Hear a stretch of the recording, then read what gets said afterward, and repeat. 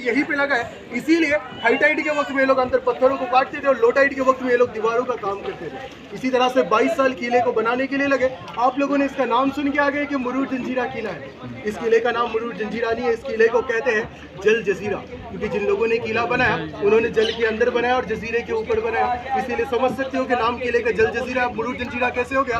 तालुका मुरूर के अंदर ये किला आता है और इसीलिए जल जजीरा लोगों को बोलने नहीं आ रहा था, लोगों ने जंजीरा में फेमस किया। अभी मुरूर जंजीरा के नाम से ही ये किला अब यहाँ पे पॉपुलर है। अब किले के अंदर हम लोग जैसे जा रहे हैं, ये बोट से बैठ के जा रहे हैं नाव से किले के अंदर तक, लेकिन ये सामने वाला जो पूरा गाँव दिख रहा है ना आपको, ये 1972 तक 1972 तक ये लोग किले के अंदर रहते थे।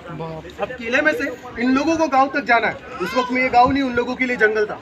जब इन लोगों का खेती बाड़ी होता था तो वहां जाना पड़ता था, वहां तक जो आना जाना था इसे राजा ने कैसे रखा? कोई आदमी अपने साथ में बोट लेके गांव तक नहीं जाता था, क्योंकि उस जमाने में जब राजा ने किला बनाया, राजा को भी पता था कि अगर दुश्मनों ने अटैक किया तो बाहर निकलने के लिए कोई रास्ता नहीं है। इसीलिए इन लोगों ने पानी के 60 फीट नीचे से एक रास्ता गाँव तक निकाला हुआ है, जिस रास्ते को आप लोग मराठी में भोयार कहते हो, जैसे आपने पुणे में देखा होगा शनिवार वाड़े से पर्वती के लिए। इसी तरह से एक रास्ता यहाँ से गाँव में कहाँ पे निकलता है? सामने गाँव में देखो, मोटर बोट के पीछे देखो आपको 2 व्हाइट मीनार दिख रहे हैं, जिसके पीछे पत्थरों का गेट है। किला बनाने से पहले वहाँ पे राजा ने अपना महल बनाया था और उसी महल के अंदर किले से रास्ते को निकाला ताकि दुश्मनों को बाहर पता नहीं चलेगा। 1111 का महल था जिसकी दीवारें टूट चुकी है। अब यहाँ का रास्ता वहाँ पे निकलता है। अब दोनों भी जगहों से बंद है, हमको आना है तो सिर्फ हम बोट से ही किले में आ सकते हैं। इस किले के अंदर अपने हिंदुस्तान की 3रा नंबर तोप रखी है। हिंदुस्तान की पहला नंबर तोप आपने नाम सुना होगा, बीजापुर में है, जिसका नाम मुल्क मैदान तोप है। दूसरा है दौलताबाद के अंदर देवगिरी किले में मेना तोप। और हिंदुस्तान का 3रा नंबर तोप इस किले के अंदर है, जिसका नाम है कलाल बंगड़ी। और तोप का जो वजन है, वेट है, ये 22 टन है। 22,000 किलो की तोप। सोचने जैसी बात यह है कि 11वीं सदी में 22 टन का तोप किले तक लाया कैसे? उस जमाने में पता है कि कॉलेज नहीं था पर नॉलेज बहुत था। उन्हें भी पता था कि पूरा तोप लेके नहीं जा सकते। उन लोगों ने क्या किया, तोप की बांगड़ियां बना के लेके गए, जिसकी वजह से उसका नाम भी कलाल बांगड़ी रखा। ये कलाल एक ऊंची आवाज को कहते हैं और बांगड़ियों की शेप में तोप को किले के अंदर असेंबल किया हुआ है, इसीलिए तोप को कलाल बांगड़ी कहते हैं। पर उन लोगों ने जो तोप को बनाया हुआ है, खड़ी हवा में रहने के बाद भी 950 साल बाद भी आज तक वो तोप को जंग नहीं लगा है। आपको वो तोप नीट एंड क्लीन अभी भी नजर आएगी।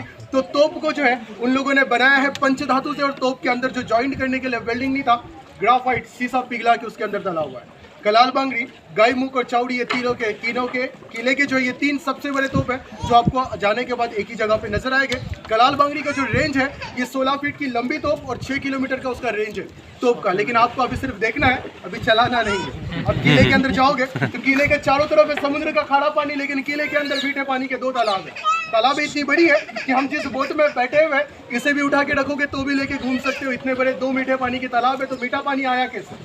ये तो कुदरत की देन है कि कोई बना तो नहीं सकता है। चारों तरफ खारा पानी, लेकिन जब किले के लिए पत्थर काट रहे थे, अंदर मीठे पानी के झरने इन लोगों को लगे।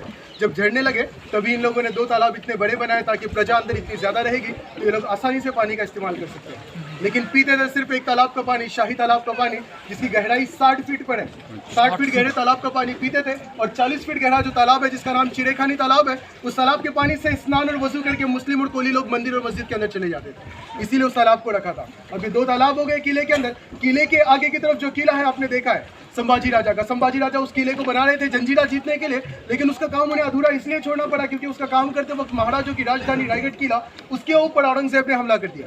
रायगढ़ बचाना ज्यादा जरूरी था, किला वापस आके जीत सकते थे, लेकिन उन्हें जाने से पहले संगमेश्वर में पकड़ा गया, जिसकी वजह से वो पद्मदुर्ग पे वापस नहीं आ पाए। इसीलिए पद्मदुर्ग का काम जैसे हो रहा था वो काम रुक गया और पद्मदुर्ग किला आखिर तक अधूरा किला रह गया। जब उन लोगों ने जंजीरा नहीं जीता तो मालवन के अंदर भी एक बनाया हुआ सिंधुदुर्ग का किला आप देख सकते हो, जंजीरा जैसा ही है, लेकिन जंजीरा 22 एकड़ में और वो 40 एकड़ के अंदर किला है। इसी तरह से इस किले को आप 45 मिनट में देख नहीं सकते, लेकिन किले का एक पॉइंट है जिसे बाले किला कहते हैं, जो आपको बाहर से आते वक्त झंडे की काठी नजर आई होगी ना, आपने देखा होगा।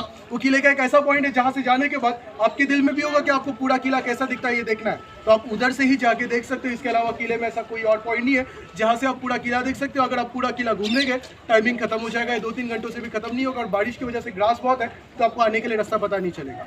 इसी तरह से इस किले का जो बांधकाम है ये 90 फीट है, पानी के बीच में 90 फीट का हाइट है, और 90 फीट में इन लोगों ने हर चीज को इस्तेमाल किया। तो 90 फीट की हाइट में इन लोगों ने 3 फ्लोर दिए हुए 30-30 फीट के। अब 30-30 फीट के जो फ्लोर बनाए हुए इन लोगों ने इसका जो हाइट है इसके अंदर इस्तेमाल कैसे करते थे,